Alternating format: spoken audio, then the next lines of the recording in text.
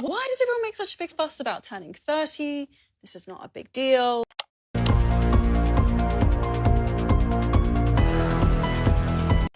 Why are the girls so afraid of turning 30? I love it here. I will admit that I was afraid of turning 30 once I started creeping up on that age. However, since turning 30, I've become such a better version of myself. Plus, I have more money to do it with. I feel like I'm finally becoming the woman that I want to be. So today, we're going to be getting into 9 tips that I've been using to reinvent myself in my 30s. Let's go.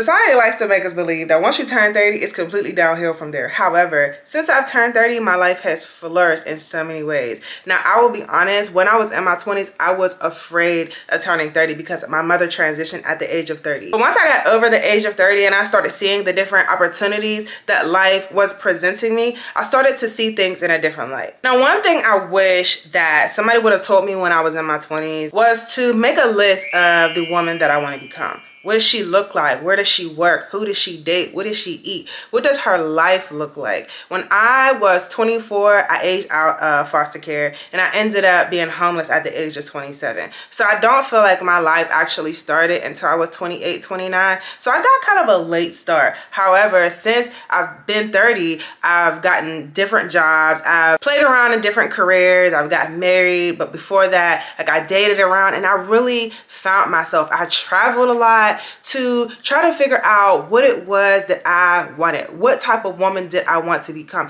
And I'm still exploring that. Like, our life doesn't end when we turn 30. There are women in their 60s and 70s still finding themselves, so we still have time. One thing that I've been doing lately is journaling what I want my life to look like. Most recently, my husband and I went to a homes tour. It was called the Parade of Homes in Raleigh, North Carolina, and we went to these $1 million homes. They were absolutely stunning, absolutely beautiful, and it gave me the opportunity to dream bigger and to think bigger about what I want my life to look like. Now I'm starting to think like, do I want kids? How am I going to raise those kids once I do start having them?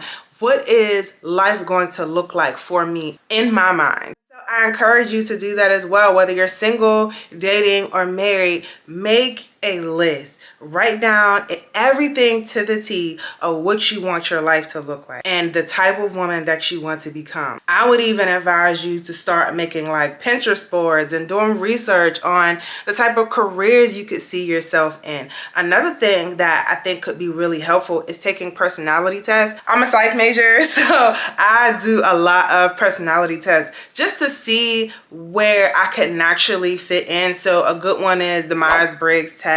Another one is the DISC assessment. Those type of things really allow you to see yourself from a psychological standpoint, and it helps you to get to know yourself a little bit deeper. And the reason you want to make that list is because you want to start living that out now. You want to start acting that out now, okay? So with your Pinterest board, like I said, you want to go on there and make a board of how women are dressing and different places that appeal to your eye and what things you think will make you feel good, right? Because the next tip is going to be developing your personal style. Now, I'm 33, and a few months ago, I was asking people like, how did you find your personal style? And so I took a test called the Feminine Archetypes test, and I got Maiden Mystic, and it was kind of like the boho, girly type vibe. And I'm like, that is exactly who I am and how I am. And so with that, it'll show you like styles that are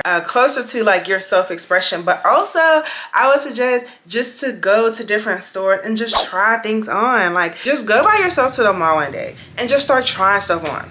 Just go to the store and see what feels good to you, what looks good on you. Because I will tell you that at the age of 33, these knees are not kneeing, okay? Like, we don't got mega knees up in here no more.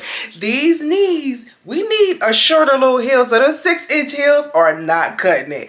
And the bodycon dresses are cute, right? They give body. However, that's not always going to be the best for like business settings. And now I got my first big girl job and I had to redo my entire closet because I didn't have anything that was appropriate for the work setting. So you really have to redefine yourself in that way as far as like your career. Where do you see yourself working? Do you see yourself being an entrepreneur? Do you see yourself working in an office? What type of office environment do you want? Some people like busier offices.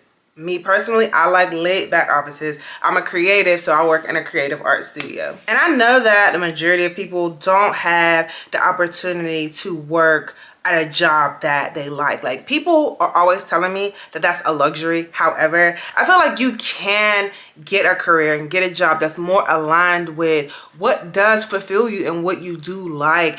I didn't know that I was going to like working in human resources until I got into human resources. I tried different things. Like, once I turned 30, I started bouncing around trying different careers, and I think that you should do that. Take the Myers-Briggs test because that will help you to figure out a career that would be good for you. Second thing that I didn't realize was going to be a big thing for me when I got older was having night clothes, things that make you feel sexy in your body. Like, it wasn't something that I ever knew about when I was younger. I didn't really get into like wearing lingerie. I wasn't really attached to my femininity in that way. And so I think that once you turn 30 and you start getting up there in age, it's not necessarily about doing it for another person, but doing it for yourself, to make yourself feel sexy, to make yourself feel good in your body, regardless of what your body looks like.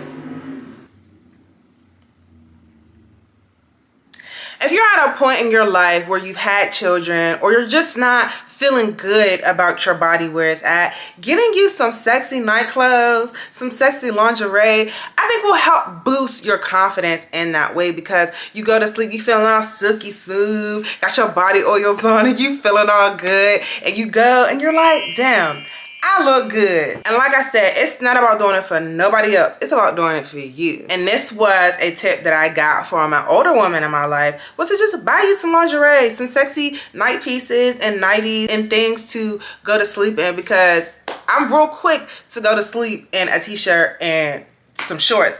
But sometimes you just, you want to make yourself feel a little good. I personally feel like it will enhance your feelings towards femininity if that's your goal. And then the fourth tip is our relationships. The relationships that we have with ourselves and the relationships that we have with other people.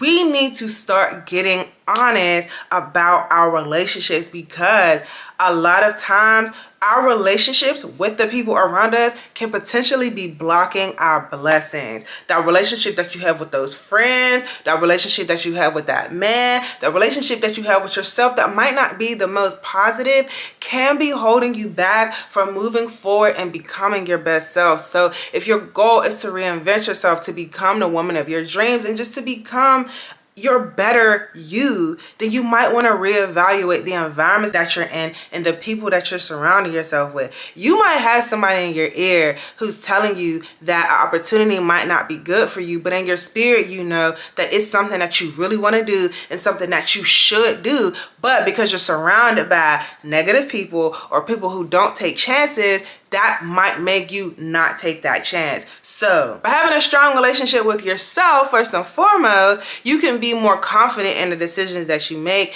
and surround yourself with people who are more aligned with you. That might look like breaking off a long-term friendship. That might look like breaking up with somebody that you've been with for a long time. And that might seem scary to do, but if you really want to become all that it is that you're destined to become, sometimes you gotta cut them people off. That's not to say that that's always going to be the case. Like, you can obviously still be friends with people who don't have the same dreams as you and the same goals as you, and naturally they will fall off if you're trying to get to a higher place that they're not trying to get to. But you have to be okay with that and not allow yourself to stay down at that level because you're afraid of surpassing them.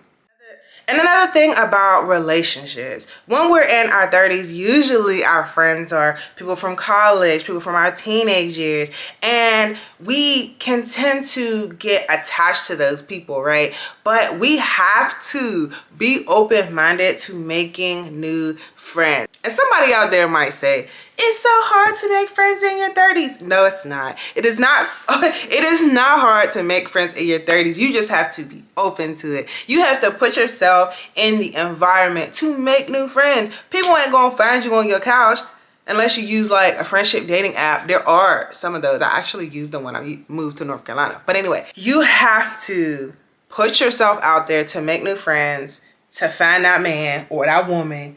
You have to push yourself out there in order to attract new experiences and new relationships. Don't be scared. One thing I realized is when I talk to people who say, I can't be friends with other women, sometimes it's them. And it's not the other women or it's not the other people. So we really need to reevaluate ourselves and how we approach and behave in relationship with friends and partners. Take a little accountability. Now, if you didn't have the opportunity to do this in your 20s, that is okay. But tip number 6 is to travel, sis. Get out of your hometown, get up, book that trip, book that flight, book that Airbnb. I don't care if it's a staycation in the same state. Get up and go, because that is going to change the way that you see life. It's going to change the way that you see things in general. By traveling and experiencing other cultures, other foods, other people, it's going to open you up to a completely different world. When I started traveling, honey, I was like, what is this? Like, there is a world outside of my small little town. I went from Pittsburgh, PA, a small little town, well, small to me, all the way to Arizona. I drove from Pittsburgh to Arizona, stopping in different places, experiencing life, and then traveled from Arizona to North Carolina, where I met my husband, who's from Alabama. Now I'm taking regular trips to Alabama and Florida and all these different places, and it's like, the world is huge. There are so many opportunities. And if you're single and you're saying, I can't find no man, it's probably because your man ain't where you at. He's probably somewhere else.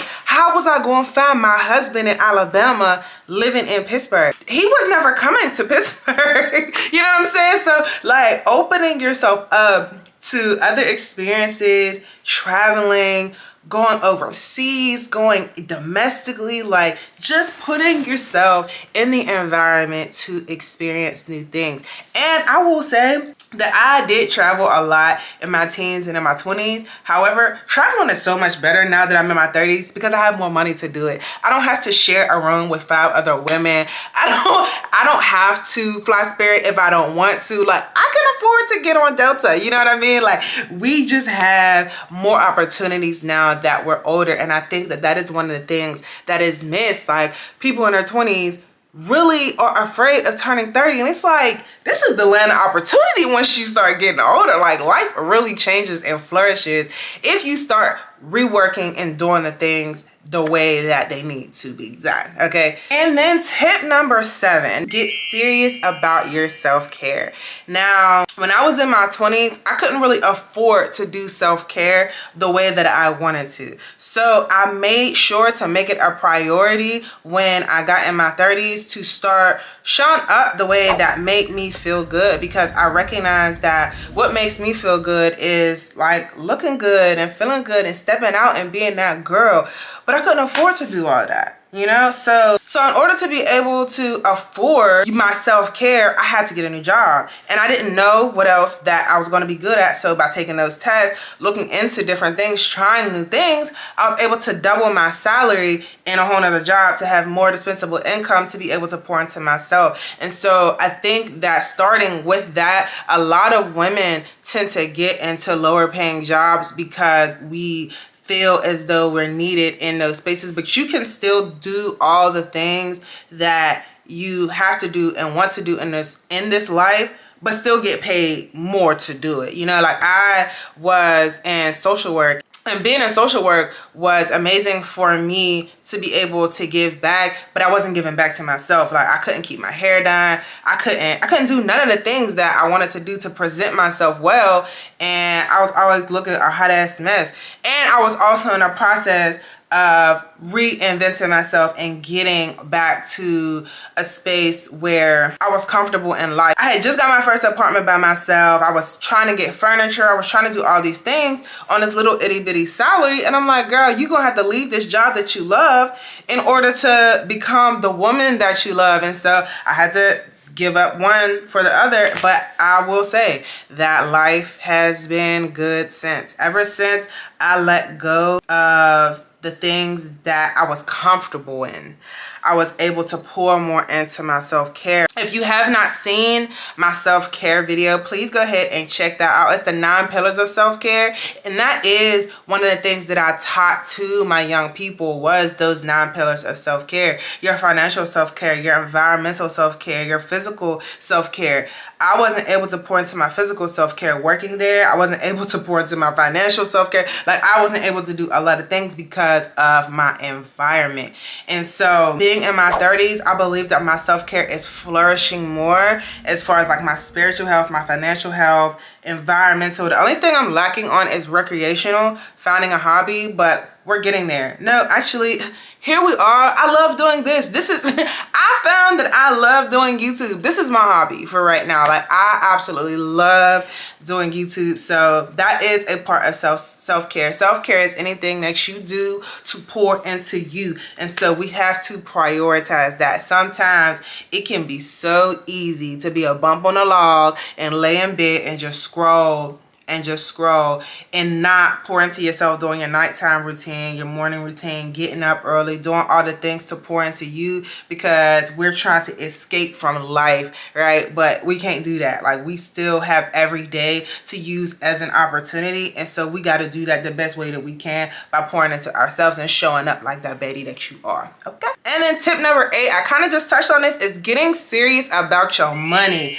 Now, I said in your 30s, you have more income. Hopefully you have more income than you did in your 20s. And with that, we can start splurging a little bit. We want to spend all the money at the brunches. We want to go and do all of these things because now we got all this money, but we really need to not fall victim to the lifestyle creep, because I will tell you that once I start making more money, my lifestyle creep was like this. I was trying to do all the things because I couldn't afford to do them before. And now, you know, thanks to inflation, it's kind of like we got to dial it back a little bit. But that also has taught me how to budget my money, how to plan responsibly. I love to travel, so making sure that I have money set aside for that and not living outside of my means. Once you get into your 30s, you're still trying to figure out what money looks like, what money means, how to manage your money. And I'm grateful to have had people to pour into me, to let me know about credit, to let me know about budgeting, to let me know how to develop a financial plan using Excel spreadsheets, like all of those things. And it also has helped my relationship as well. So if you are not financially savvy and you are living above your means, one thing to do in your 30s, baby, is to get you a financial plan. Start learning how to invest. Like we're investing in ourselves, and that is one of the best ways to do it. We are losing our sun, ladies. So let me go ahead and give this the last tip out. And the last tip is to find yourself a hobby. I know that we've mentioned this before. Finding yourself a hobby and not stressing yourself out because life doesn't look the way that you want it to right now. By finding a hobby, doing something that you love to do, like painting or going skating or doing YouTube, anything, knitting, just finding something that you love to do that can take your mind off of everything that is like happening right now that's negative. Something that you can pour yourself into is a perfect way to reinvent yourself in your 30s. Finding something that you're passionate about, you could potentially turn that hobby into another income stream, which is very important when you are getting older and trying to figure out what money looks like and how to manage it. So those are my 9 tips. Okay, let me know in the comments if you messing with these tips or not. Let me know if you have any additional tips for women who are currently in their 30s, women who are approaching their 30s, because it's a time to be had here. If you are approaching your 30s, sis, don't be afraid, okay? And if you are in your 30s, girl, let's do this. You are approaching this new year like the badass that you are, okay? If you are not yet subscribed to the channel, please don't forget to hit that subscribe button before you head out. This little community that we've built here. I love talking to y'all in the comments, so definitely be sure to leave me a comment if you enjoyed this video. Give me a thumbs up and don't forget to check out this next one. Love you. Bye.